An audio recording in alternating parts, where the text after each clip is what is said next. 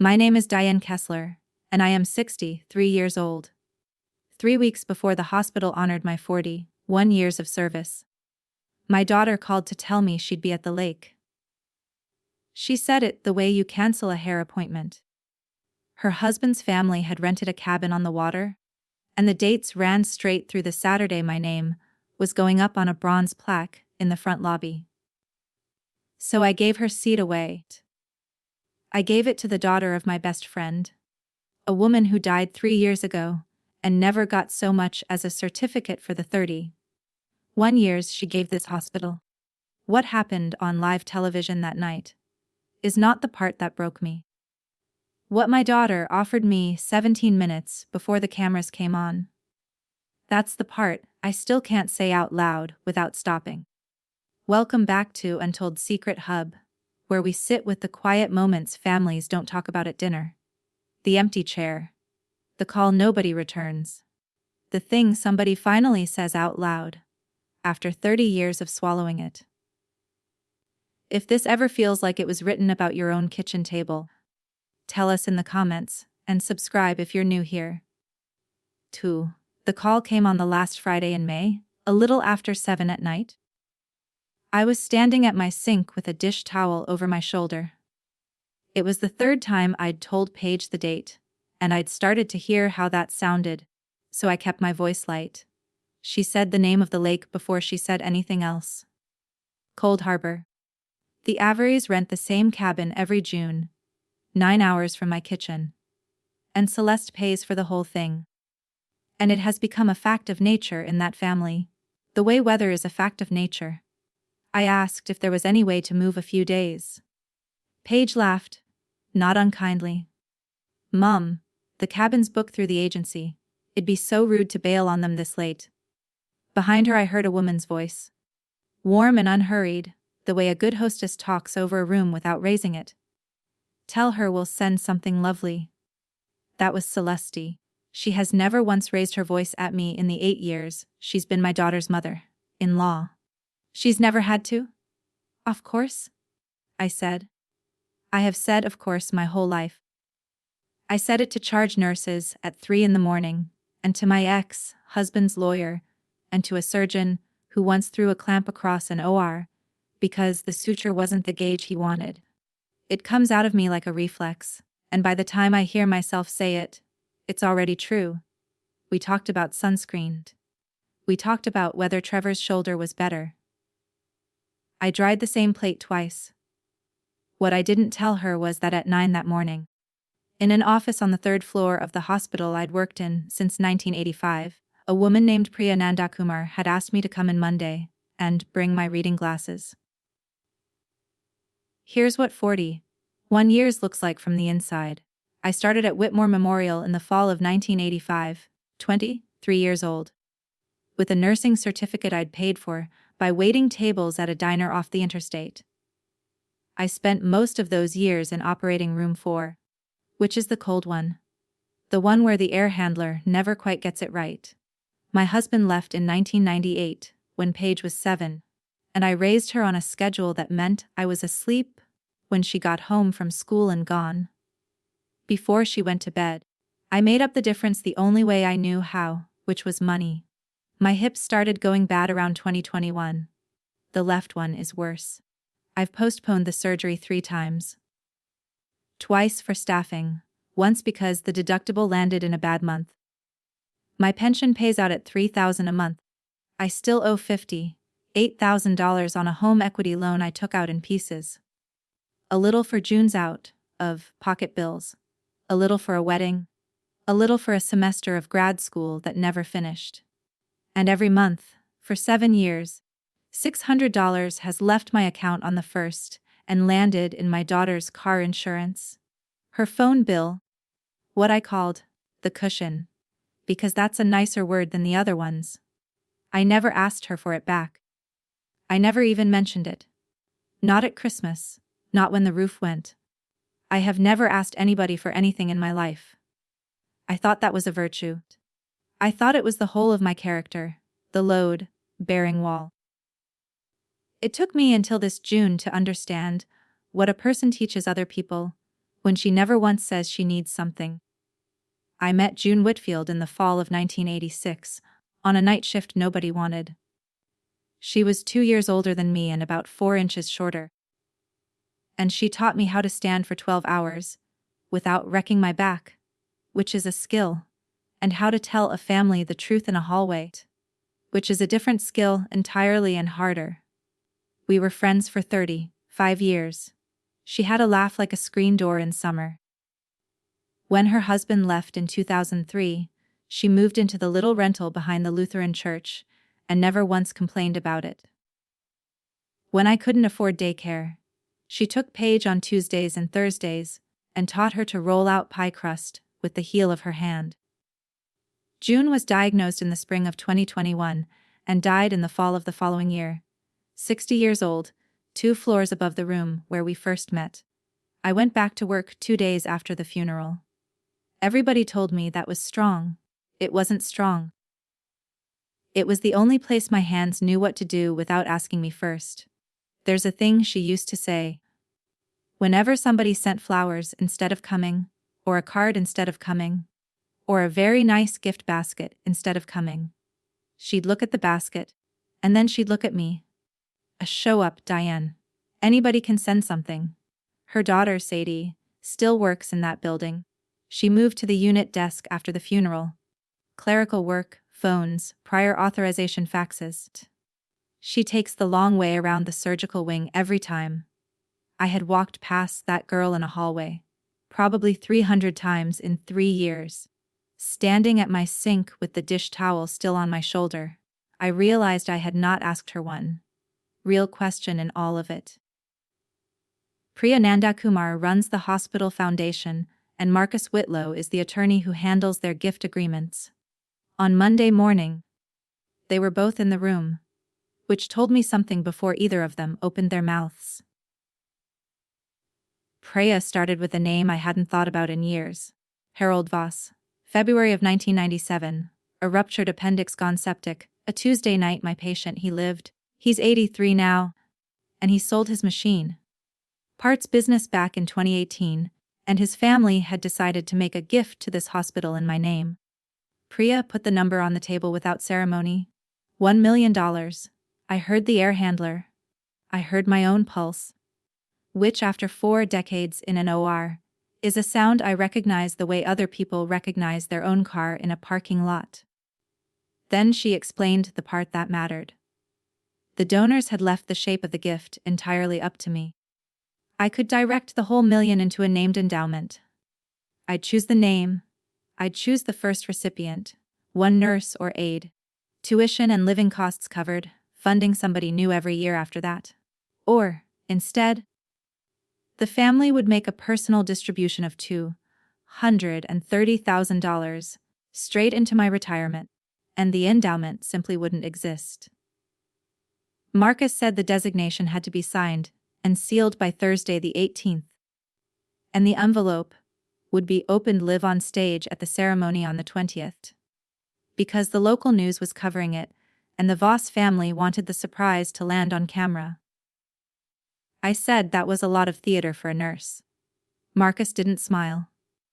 It's their money, he said. They'd like it to be a good night. I got as far as the parking lot before I thought about my niece. I got as far as my car before I thought about my daughter. It still bothers me that it happened in that order.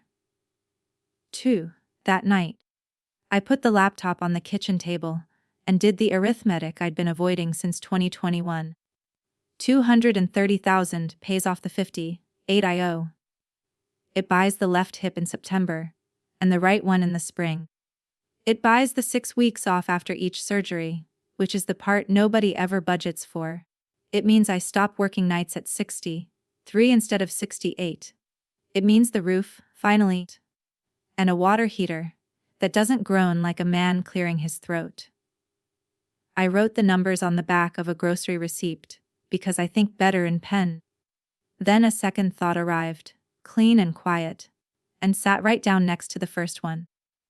If I told Paige there was $1 million attached to that Saturday, she would come. I didn't have to wonder about it. I knew it the way you know your own hallway in the dark. She'd move the cabin trip, or fly back for the one night. Or the Averys would suddenly discover their dates were flexible after all. And there'd be a photograph of the three of us under that bronze plaque. And everyone would say what a beautiful family. I sat with that a while. The refrigerator cycled on and off. I did not like the woman who'd had that thought. And I could not get her to leave the table. The worst part was how practical she sounded. I closed the laptop. I didn't call anybody. I went to bed at 11 and lay there doing the only math I had left. 7 years of the month transfers. And I stopped before I reached the total. Because some numbers you already know without adding them up. That Sunday I drove the 90 minutes to Ashford for dinner. Because I go once a month, and because I wanted to watch my daughter's face when the lake came up. The Avery house sits behind a low stone wall with soft lighting along the drive. The table seats 12. There are cloth napkins on an ordinary Sunday. Celeste met me at the door with both hands out and told me I looked rested, which is what she says instead of hello. Trevor carved the roast. He'd just been made regional director at the family title company. Which is a thing that can happen when your last name is already on the building. And he said it with such open, uncomplicated pleasure that it was hard to hold anything against him. Trevor has never in his life had an unkind thought. He's also never had an inconvenient one. Paige poured the wine and talked about the lake, the way you talk about jury duty. An obligation she'd made her peace with.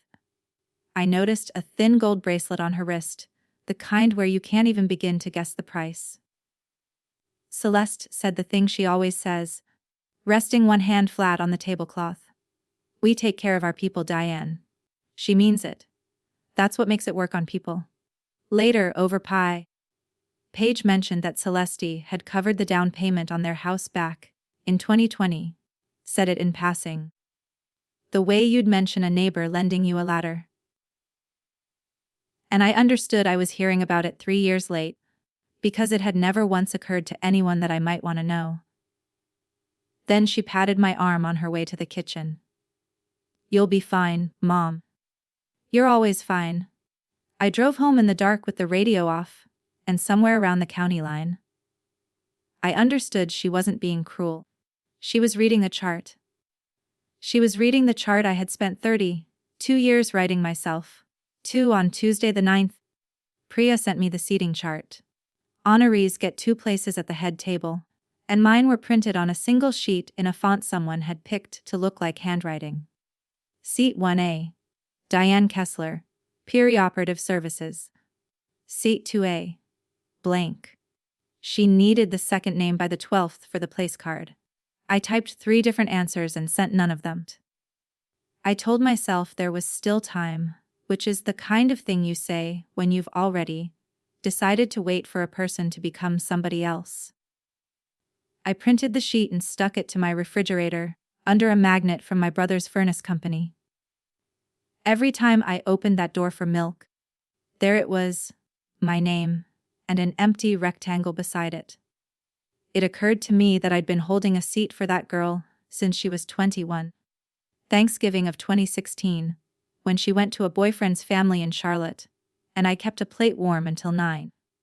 The Christmas she had the flu, and then posted a photo from a ski lift 2 days later.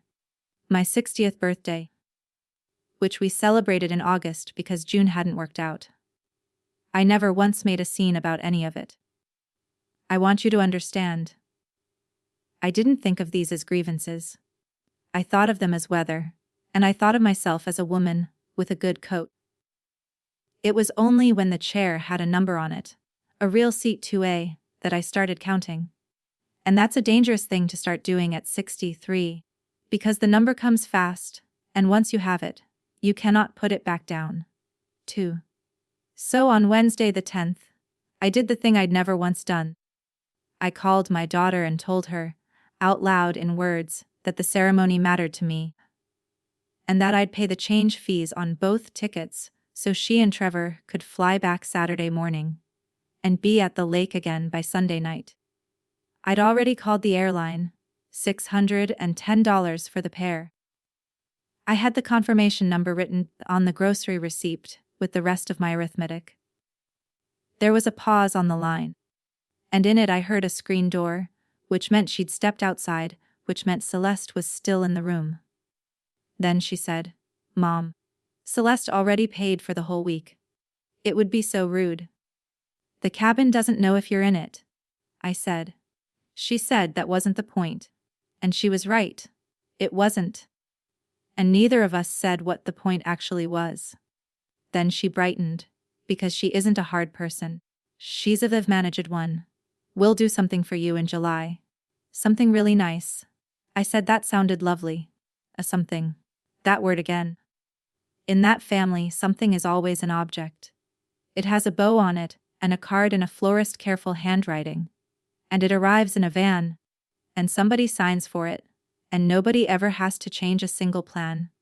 I hung up and stood in my hallway a while. Up until that afternoon. I'd let myself believe this was a scheduling problem. Calendars, dates, bad luck. The kind of thing you fix with $600 and a little goodwill. That was the first thing I lost. And I didn't even feel it go. I found Sadie Whitfield, the next day on the landing of Stairwell C, eating a sandwich out of a grocery bag with her badge turned backward. She jumped when the door opened. I told her I was hiding too, which was half true, and sat down on the step below her. Because my hip won't manage the same step twice in a row. She has her mother's hands. Same short nails. Same way of holding a sandwich like it might get up and walk off. I asked how long she'd been eating lunch in this stairwell. "Since I moved to the unit desk," she said lightly. "The way you say something you've decided isn't worth minding." "So? 3 years. She'd been in the nursing program at the community college and withdrew in the spring of 2021. 6 weeks after her mother's diagnosis, because somebody had to drive to the cancer center in Portland twice a week. She's 28 now. She works the desk, answers phones, faxes prior authorizations to people who never call back. Clipped to her lanyard is her mother's old badge clip. Plastic, chipped blue enamel. She saw me notice it and put her hand over it. Not embarrassed. Protective. In 3 years, that girl has not asked this hospital for a single thing. Not a shift swap, not a favor, not a letter. I asked if she still had her old textbooks. "In a bin in my closet," she said, and then, trying hard to make it sound like a joke, "They're outdated editions by now." I went back to the unit and sat down at a computer and didn't chart anything for a full 4 minutes. Priya called Friday about the deadline, and I let her get all the way through her reminder before I asked the question I'd rehearsed in my car. Could I name my daughter? I made it sound casual. I even laughed a little at the end. The way you do when you want a question to be able to leave the room without you. Priya didn't laugh, but she didn't hesitate either. "Yes. The honoree can designate any individual. The endowment can be structured as a directed award, named recipient, tuition, living stipend. Terms drafted around that person. The family's been clear the choice is entirely yours." There was a silence while I wrote nothing on my legal pad. Then I heard myself ask the second question. The one I'd take back if I could. I asked whether the announcement would be public. "Yes," Priya said. "Live. That's the whole idea." "Right, of course," I said, and thanked her, and hung up. I sat in the car in the north lot with my keys in my lap. I want to be honest about what happened in that car, because it's the only way the rest of this means anything. I wasn't weighing whether my daughter deserved $1 million. I was calculating whether $1 million announced on television, in front of 300 people and a camera, would be enough to get her into a chair. That is a different question. That is not a mother's question at all. And it had arrived easily, in my own voice, with no effort whatsoever. I want to stop here for a second. Because this is the part I've never told anybody. I sat in a hospital parking lot and did the math on what it would cost to make my own child show up. If you've ever done that math, For a daughter, a son, a brother. Put it in the comments. I would like to know I'm not the only one. And if you're new here, subscribe. T. My brother Wade came out that weekend to look at the heat pump, which had been dying politely since 2022. He's 59, runs a small HVAC outfit, and he's the only person alive who remembers me at 9 years old. He got the compressor running again, and then sat on my back steps with a coffee, and I told him about the 230,000, because I tell Wade things. He got very still, and then he said the sensible thing, the thing he always says. Take the money, die. Fix your hips. Don't make a scene. I said nobody had mentioned a scene. He turned his cup in his hands, and then, because he thought it was funny, because he genuinely thought it was just a story about how kids are these days, he told me that Paige had called him back in April and asked, somewhere in the conversation, whether there was any money attached to Mom's thing. He said it with a little laugh at the end. He waited for me to laugh too. I looked out at the yard, where the grass needed doing, and I understood that my one ally in this family had just told me to stay quiet, and had handed me, in the same breath, the exact reason I no longer could. I called Paige on Sunday, under the cover of asking about the weather at the lake. She was in a grocery store. I could hear the register beeping, and we did the small talk we're good at, the kind where nobody has to look at anybody. Then she said, in the lightest voice she owns, hey, so Uncle Wade said something about your work thing. Is it like a bonus? And there it was, out in the open air, in a checkout line 400 miles away. Something happens to me in the seconds after a question like that. My pulse goes down, not up. It's been doing that since 1990, when a 16-year-old came in off a county road, and the room got loud, and I found out exactly what kind of animal I am. So, my voice was perfectly even. It's a plaque, honey, I said. She said that was nice. Asked if they were doing a dinner, and I said chicken or fish, same as everybody. I stood in my kitchen holding the phone and understood. I had just lied to my daughter for the first time in 32 years. Not a soft lie. Not the Santa Claus kind, not the your haircut looks fine kind. A hard, deliberate, load-bearing lie, told to protect a number. I told myself I was protecting her from temptation. That wasn't true either. I was protecting myself from finding out how fast she'd move if she knew. That's the whole thing, right there, and I couldn't see it yet. It would be 6 days before somebody said it out loud, in my own voice. The ballroom at Whitmore is a multi-purpose hall with a bad ceiling and a good floor. And on Monday the 15th, they were setting it up early, because a wedding had the space booked the following weekend. I went down on my break. I told myself I was checking the ramp clearance for Harold Voss, who uses a walker now. That wasn't why I went. The Lennons were half on. 2 men were rolling out a section of parquet. The head table sat empty on the low riser, skirting already pinned. Chairs pushed in tight the way hotel chairs always are, facing the table, facing the work, not the room. Mine had a card 1A. Diane Kessler, the fake handwriting font. Beside it, for 2A, and a blank card lying face up on the cloth. I stood there long enough that one of the set-up men asked if I needed something. I said no. Then I went around the end of the table and put both hands on the back of chair 2A. I didn't take it away. I've thought about why not, and the honest answer is I couldn't. Not that day. What I did was turn it. I pulled it out and swung it a quarter, turned so it faced the room instead of the table. Not a place set for somebody who'd promised. Just a chair open toward whoever might walk in. It looked wrong. It looked like a mistake somebody would fix by dinner. I left it that way and went back upstairs and scrubbed in on a gallbladder. For the rest of that day, and every day after, whenever things got quiet, I saw that chair turned out toward an empty room. June would have had one sentence for it. And she'd have said it while looking straight at a flower arrangement. Show up, Diane. Anybody can send something. Celeste Avery called me directly that same evening, which she hadn't done in over a year.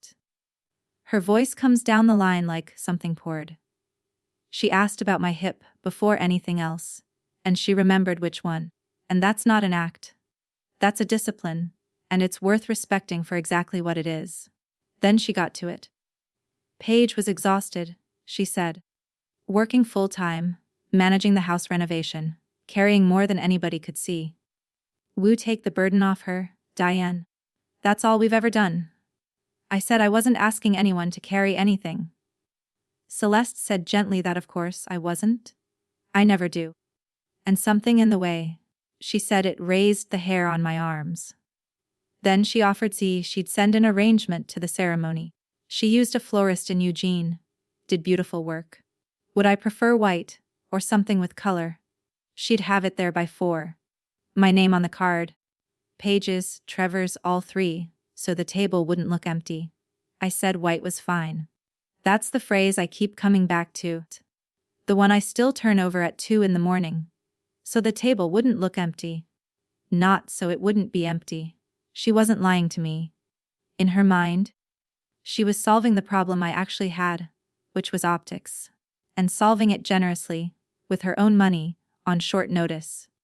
When I hung up, I sat with the fact that this woman had known the exact date of my ceremony for months. The same as everybody else. Sadie caught me by the elevators the next morning, apologizing before she'd even finished her sentence, and asked whether I'd write her a recommendation. The hospital has a small tuition assistance award for support staff. $2,000, applications due in July. She had the folder with her, the original one from 2019.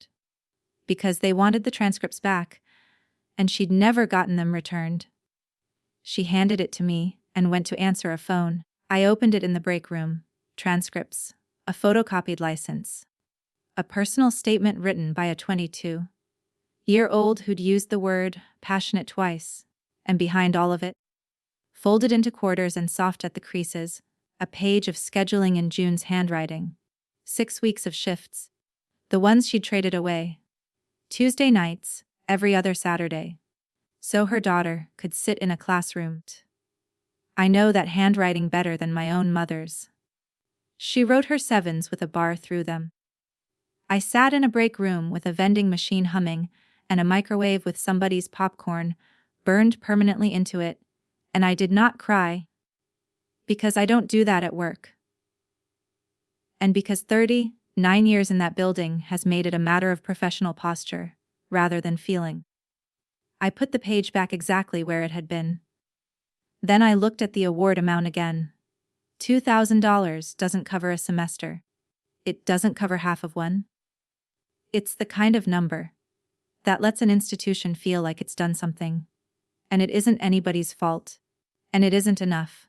2. My left hip went that same afternoon, 40 minutes into a routine case. I'd been standing on a step stool at the head of the table, and when I stepped down, the joint simply refused my weight. I didn't fall. Got a hand on the rail, got clear of the sterile field without touching anything, and the case went on fine. Afterward I sat in the substerile hallway with my leg out, straight, and my heart doing that slow, strange thing again. Theresa Bloom crouched in front of me. She's run this department for 5 years, and she's very good at her job. Which meant she didn't ask if I was all right. She looked at the leg. I'm pulling you off the OR board through the end of the month. I said I could do a room from a stool. No, she said. Diane. I am not going to be the one who lets you finish 41 years on a gurney. She was being kind. It was the kindest thing anyone did for me that whole month. And it took the floor out from under me anyway, because standing in that room is the only argument I have ever made for myself. Not talking. Not asking. Standing. That night I lay on the couch, with a bag of frozen peas on my hip, and the foundation's designation form on my lap. 1 line for the name of the fund. 1 line for the first recipient. I looked at that second line a long time. Then I got up, which took a while, went to the drawer, and did not take out a pen. I wrote my daughter's name in pencil. Far page every. On the recipient line, in the mechanical pencil I use for crosswords. I told myself it was so I could look at it. That's what I said out loud, in an empty living room. To nobody, which should have told me something. And it did look good. I have to say that part. It looked like a photograph that hadn't been taken yet. The two of us under the plaque, her hand on my arm, her face doing the thing it does when a camera finds it. It looked like the end of a very long argument I've been having with myself since 1998, about whether I did any of it right. I put the form on the kitchen table and went to bed. In the morning I made coffee and walked past it. That night I ate standing up and walked past it. For 2 days that form sat there with my child's name written on it in graphite. And I didn't erase it. And I didn't ink it. Both days I told myself I was thinking. I wasn't thinking. I was waiting to see if wanting it badly enough would make it clean. I want you to know that about me before the rest of this happens. Because there's a version of this story where I'm the sensible one and everybody else is greedy. That version is a lie, and I have no use for it. Trevor is the one who did it, and he did it out of pure friendliness, which is the only way anything true ever seems to reach me in that family. He wanted my mother's stuffing recipe, and while he was at it, he shared the family calendar with me, so I could see when they'd be back and pick a weekend to visit. I opened it on my phone at the unit desk on Wednesday the 17th. 10 days blocked out in pale green. Cold Harbor. Avery. And underneath, in gray, the way those calendar apps log things, a created January 9th. I sat and looked at that date. I had told them about the ceremony on the 22nd of December, at my kitchen table, over pie, with the calendar hanging on the refrigerator and everyone in the room. Paige put it in her phone while I watched her do it. 2.5 weeks later, somebody in that family had picked a 10-day window and laid it directly on top of the 20th of June. Not a conflict. Nobody double booked. There was nothing on that lake that had to happen that particular week. A cabin was chosen, and dates were chosen. And my Saturday was simply one of the things the dates went over. Like a bump you feel through the tires. And don't slow down for. I closed the phone and went and stood in the medication room for a minute, which is where everybody in this building goes to have a feeling. Then I came back out and answered a call light. I didn't phone her that day. I wanted to be sure I could keep my voice where I keep it. I called Paige an hour later. I didn't accuse her of anything. I've watched enough families come apart in hallways to know the fastest way to lose the truth is to grab for it with both hands. So I asked one question, flat, like a scheduler. When did you all book the cabin? There was a silence on that line I will hear for the rest of my life. Then, for the length of one held breath, my daughter told me the truth. Mum, they're the ones who show up for us. That was all. No defense in front of it, no softener behind it. It came out the way things come out, when they've been sitting behind the teeth for a couple of years. Then she heard herself and started rebuilding the wall, fast and neat, the way you'd expect from somebody who works in marketing. They'd already committed. Celeste put down the deposit back in the fall. Trevor's cousins were flying in from 3 states. It was the only week the whole extended family could make work. Every sentence was true. Every sentence was a brick. By the end of it, she was explaining to me why I should feel good about the arrangement. And she finished the way she always finishes. You'll be fine, Mom. You're always fine. Okay, honey, I said, and let her go, and stood in my hallway. Here's the part I didn't expect. She was right. They are the ones who show up for her. With a cabin, a deposit, a job, a down payment. Showing up every June on a schedule, with nobody ever having to be asked twice. What I lost that morning wasn't my daughter. It was the story where she was innocent. That evening I opened 7 years of bank statements. I don't know exactly what I was looking for. Something to be angry about, probably. Anger is a very tidy room, and I wanted to go stand in it. What I found instead was my own handwriting all over the walls. $600 a month on the first, since June of 2018. 84 transfers, $50,400. Then the wedding, September 2018, 31,000. The venue and the band and the dress. Her father hadn't helped. A semester of grad school in 2020 that stopped in November. 4 new tires in the winter of 2019. The security deposit and first month on the apartment in Rosedale, back in 2016. I lined them up in a column on the back of an envelope. And I looked at that column, and the floor went out from under me. I had been telling myself a story about a rich woman buying my daughter away from me. It's a good story. It has a villain in a nice cardigan, and it lets me be the one who was robbed. But the column on that envelope is a bid. That's all it is. Every month, on the first, for 7 years, I put money down on a chair at my own table, and I never once said out loud that that's what I was doing. Neither did she. So we both got to pretend it was love. Celeste Avery didn't outfox me. She outbid me. And the reason I couldn't see it before that evening is that I'd been in the auction so long. I'd mistaken the auction for the family itself.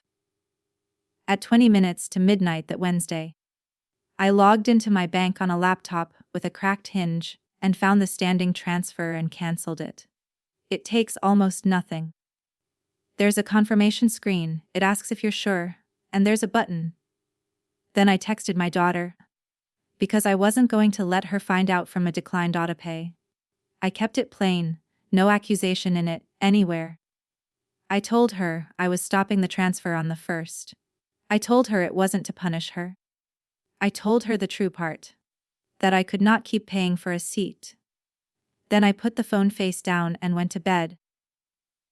And I slept straight through until the alarm, which frightened me more than anything else that whole week. Because it meant some part of me had been standing guard over that $600 for 7 years without ever once telling me. If you're still with me, I know some of you are hearing your own banking app right now. That standing transfer with somebody's name attached. I'm not telling you to cancel yours. I'm telling you what it cost me to cancel mine, and what came back. Stay to the end for that part. Comment where you're watching from, and subscribe so you don't lose the thread. 2. My phone lit up 9 minutes after I sent it, and it did not stop. Trevor called first, at 7 the next morning, and he wasn't angry. He was bewildered, which is worse. He kept saying he didn't understand what had changed. Wade texted that I was making things worse, that this wasn't like me. He's right. It wasn't. That was rather the point. Paige sent a long message, then a short one, then nothing at all. Before 10 that morning, Celeste left a voicemail. She didn't raise her voice. I've never once heard that woman raise her voice, and I no longer think she can. She said she was disappointed. She said that whatever was going on between me and my daughter, pulling money out from under a young family over a hurt feeling was, and I'm quoting her exactly, beneath you, Diane. Then, at the end, when she should have hung up, she kept talking. She said, her own mother spent the last 11 months of her life in a county facility outside Salem, because in 1997, Celeste didn't have the money to move her somewhere better. And she used to drive up on Sundays and sit in a room that smelled like bleach, listening to a woman apologize for being a burden. Her voice went thin for about a second and a half. Nobody sends flowers to a woman who can't pay for the vase. Then it came back smooth as a tablecloth, and she thanked me for my time and hung up. I sat in my kitchen with the phone in my hand a long while. I understood her completely, and I did not forgive her at all. And I've learned those two things can live in a person at the same time without any trouble whatsoever. Thursday morning I took the eraser to my daughter's name. It came up cleanly the way pencil does, leaving the line dented where the graphite had pressed in, and I didn't write anything in its place. Then I went down to stairwell C at 11 and sat on the step below Sadie, while she ate a sandwich out of a grocery bag. I asked her what she was doing Saturday the 20th. Working the desk till 3. Why? I told her the hospital was giving me a plaque and a dinner. That honorees get 2 seats, and that I would like her to take the second one. She stopped chewing. Then she asked the question I didn't expect, looking straight at me with her mother's face on. Are you sure you don't want to save the seat? No, I said, and I said it fast enough to surprise us both. I told her it wasn't a saved seat. It was a chair, and somebody should sit in it. She said yes. Then, she said. She didn't have a dress, in the voice of somebody putting up an obstacle. Early so it can't be used against her later. I told her to find one. By Friday she'd borrowed a navy one off a labor, and delivery nurse 2 sizes up in safety, pinned the back. I didn't tell her about the envelope. Not a hint. I want that on the record, because of what people said afterward.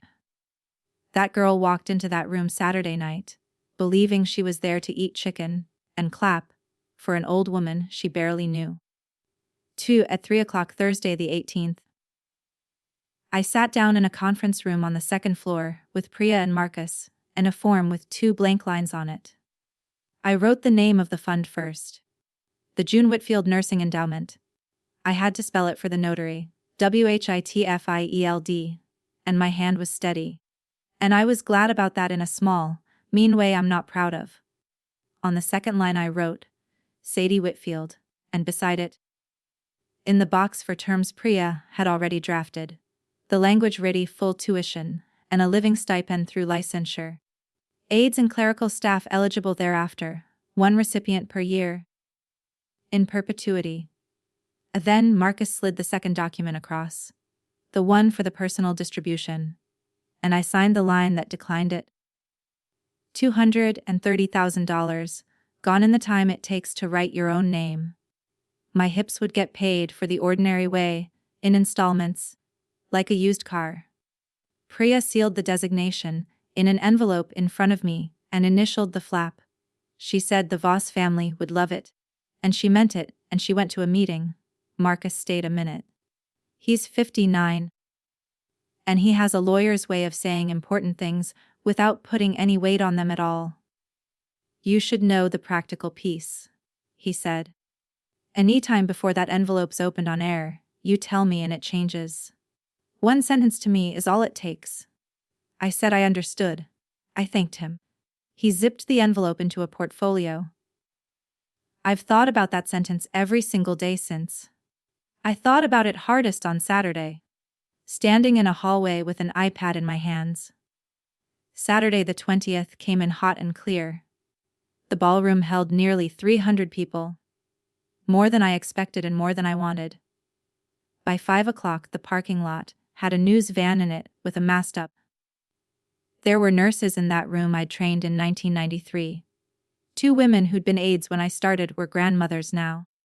Harold Voss came in on his walker with his son at his side, 83 years old, wearing a tie printed with tiny anchors. And he took my hand in both of his, and didn't say a word, which was exactly the correct thing. The plaque sat on an easel, under a piece of navy velvet.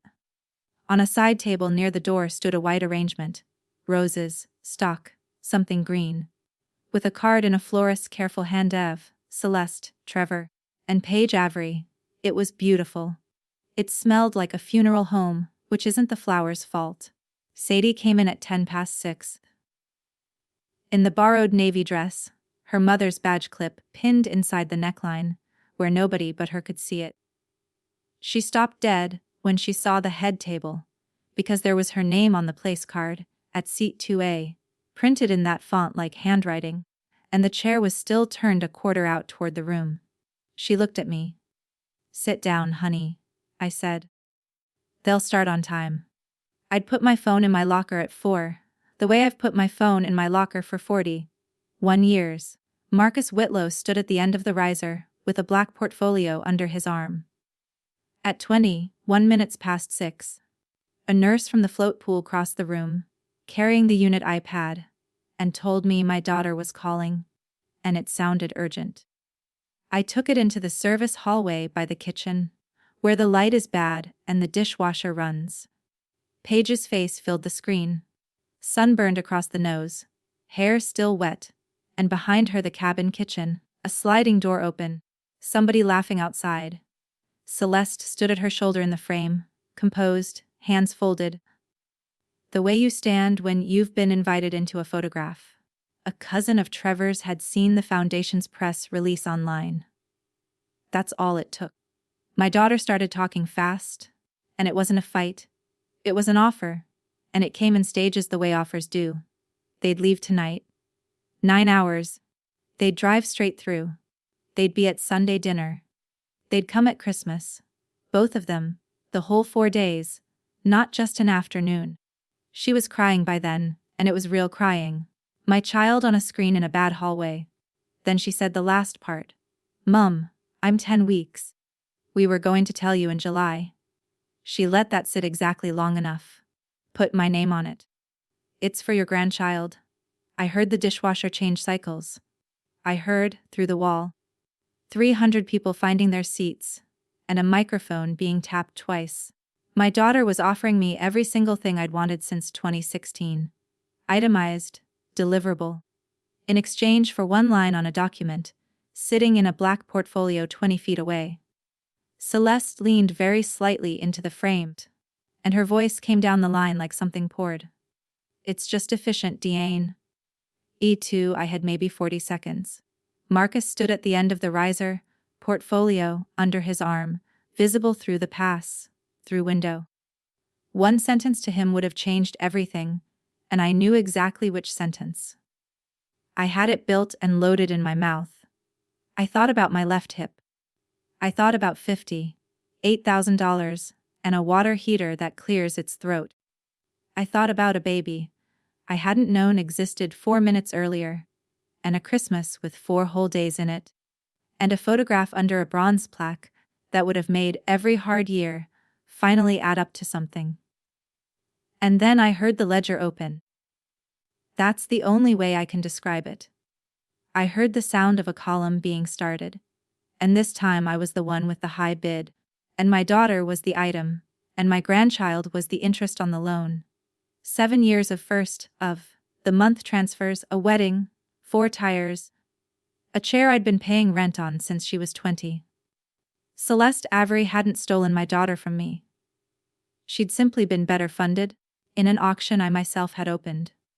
And I understood, standing in a service hallway, in a building I'd given my whole adult life to, that if I wrote my child's name on that line, I would win her back at the exact price that had cost me her in the first place. And I would have to keep paying it every year, until I died. So I said the only thing I had left, and I said it quietly, because I don't raise my voice either. I told Celeste that she'd been paying my daughter to stay, and I'd been paying her to come home, and we'd simply had different budgets.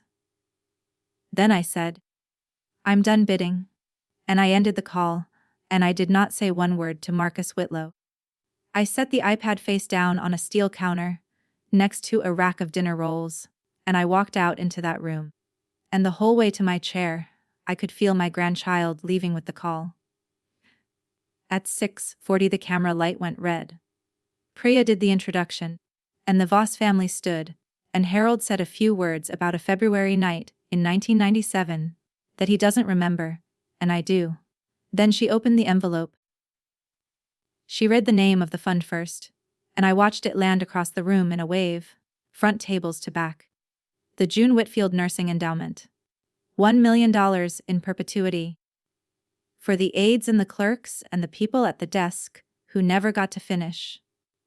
There were women in that room who'd worked beside June for 30 years. And one of them made a sound I won't ever forget. Then Priya read the name of the first recipient, and Sadie Whitfield did not understand it. That's the part that ended up in the clip that went around afterward. She sat there with her hands in her lap, and her face completely blank, while the woman beside her started to cry. Then it arrived all at once, and she put both hands flat over her mouth and folded forward. I got up. My hip complained and I let it. I had a card in my pocket with a speech on it, and I didn't use the card. I said I'd had exactly one thing to give this place across 41 years. And it was ours. I said my friend June Whitfield gave the same thing, and nobody ever put her name on anything. And that was going to be corrected tonight. Then I gave them her line. The one she used to say while looking straight at a very nice basket somebody had sent instead of coming. Show up. Anybody can send something. I got to my locker at 9:45. The room had emptied slowly, the way those rooms do. And Sadie had left with her aunt, and a plate of cake wrapped in foil, still not entirely back inside her own body. I turned my phone over, and it took a moment to catch up with itself. Then it started stacking. 91 missed calls. 36 from my daughter, 19 from Trevor, 7 from Celeste, which for that woman is a scream. The rest, cousins and aunts and numbers I didn't recognize. And a handful from people I've worked beside for decades, who'd seen the clip and wanted to say something kind, and had gotten in line behind all the rest. I sat in my car in the north lot with the engine off, and the dome light off and a bag of kitchen ice on my hip, and I read the names down the screen the way you'd read a chart. I didn't call anybody back that night, and not out of spite. I want to be exact about this, because it's the whole difference. It wasn't that I wanted them to feel it. It was that for the first time in my adult life, I didn't owe a single person on that list an explanation. For 41 years I answered every call on the first ring. That night I let the phone just be a phone. 2. It's the first week of August now. I did not get rich, and I want to be clear about that, because people hear $1 million and assume something landed in my lap. Nothing landed in my lap. I still owe $58,000. My left hip is scheduled for the 3rd week of October, and I'm paying for it over 36 months at an interest rate I wouldn't repeat in polite company. I work per dime 2 days a week instead of retiring clean, because $3,000 a month is $3,000 a month, and I take the early shift and I'm off my feet by dinner, and I sleep. Sadie started the program the 2nd week of July. She's back in scrubs, in a classroom Mondays, on the floor Thursdays, and she wears her mother's badge clip on the outside of her lanyard now, where anyone can see it. She still eats lunch in the stairwell sometimes. I've stopped trying to talk her out of it. Celeste sent a card in the middle of July. Heavy stock, her own hand, gracious as a hostess at a door. Inside was a check for $600 and a note explaining it would come monthly for Paige's expenses, so nobody had to feel uncomfortable. I put it back in the envelope and mailed it back without a letter. She hasn't written again. She'll have Christmas this year, and probably the one after. And the Averys will rent the same cabin next June, and the June after that. And I've made my peace with the size of what I'm up against, which was never one woman in a nice cardigan. Paige and I text. It's thin and polite, and it's real, which is more than it was. Then last Tuesday, at 4:10, I came around the corner from the supply room, and my daughter was standing at the unit desk by herself. No Trevor, no Celeste. No car idling out front. She'd driven the 90 minutes on a workday, and hadn't told me she was coming, which meant she'd risked being turned around, which she has never once done in her life. The bump had just started to show under a plain gray t-shirt. She wasn't holding anything. That's the part that stopped me, and I know how strange that sounds, but I had spent 7 years watching that girl arrive with her arms full. A candle, a bottle of wine, a bag with tissue paper spilling out the top. This time there was nothing in her hands at all. She'd gotten as far as the desk, and then run out of plan. She didn't tell me I'd be fine. She said she hadn't brought anything. She said she didn't want anything. Then she said, "Is there something I can do?" I stood there about 3 seconds, which at my age is a long time to spend not being useful. There was a stack of discharge folders that needed collating, and a phone that was ringing. So I went along the wall, and got one of those gray plastic chairs, and set it down at the end of the desk, and turned it a quarter out toward the room. Nobody cried. Nobody made a speech. It isn't fixed. It's a Tuesday. The chair was never the prize. It was only ever a chair. And it only ever meant anything the moment somebody sat down in it. Because they wanted to be in the room. Not because I'd quietly paid the rent on the seat. For 30 years without telling anybody, including myself. My daughter looked at the chair, and she looked at me, and she waited for the speech she'd earned and was not going to get. I handed her the discharge folders. "Sit if you're staying," I said. That's my story. 41 years, one empty chair, and a standing transfer I finally turned off. If there's somebody in your life you've been quietly paying to show up, you don't have to make a speech about it, and you don't have to burn anything down. Just stop the transfer and see who's still there in 6 weeks. If this reached you, send it to someone who needs it. Drop a comment, hit subscribe, and I'll see you in the next one.